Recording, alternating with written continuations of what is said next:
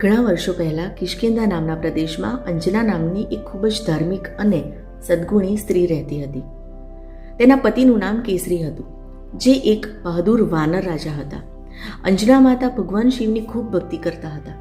તેમની ભક્તિથી પ્રસન્ન થઈ ભગવાન શિવે તેમને આશીર્વાદ આપ્યા કે તેમના ઘરમાં એક શક્તિશાળી અને બુદ્ધિશાળી પુત્ર જન્મ લેશે. અને બસ થોડા સમય પછી ચૈત્ર મહિનાની પૂર્ણિમાના દિવસે અંજના માતાના ઘરે એક સુંદર બાળકનો જન્મ થયો.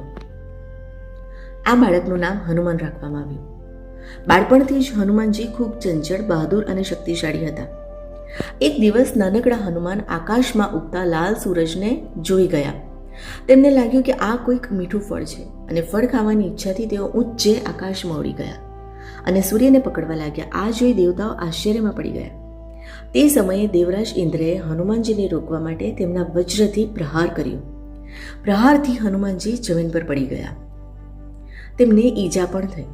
આ જોઈને પવનદેવ ખૂબ ગુસ્સે થયા, કારણ કે હનુમાનજી તો તેમના પુત્ર હતા. પવનદેવે દુનિયામાં હવા વહેવી બંધ કરી દીધી. દેવતાઓને સમજાયું કે હનુમાનજી ખૂબ વિશેષ બાળક છે. તેથી બધા દેવતાઓએ મળીને તેમને ઘણા આશીર્વાદ આપ્યા. બ્રહ્માજીએ તેમને અદ્ભુત બુદ્ધિ અને જ્ઞાન આપ્યું. ઇન્દ્રએ અપરાજિત શક્તિ આપી અને અગ્નિદેવે આગથી ક્યારેય ન નુકસાન થાય એવા આશીર્વાદ પણ આપ્યા. પછી હનુમાનજી મોટા થયા અને ભગવાન શ્રી રામના સૌથી મોટા ભક્ત બન્યા. જ્યારે રાવણે માતા સીતાનું અપહરણ કર્યું ત્યારે હનુમાનજીએ ભગવાન રામની ખૂબ મદદ કરી. તેમણે સમુદ્ર પર ઉડીને લંકા સુધી જઈ માતા સીતાને શોધી કાઢી.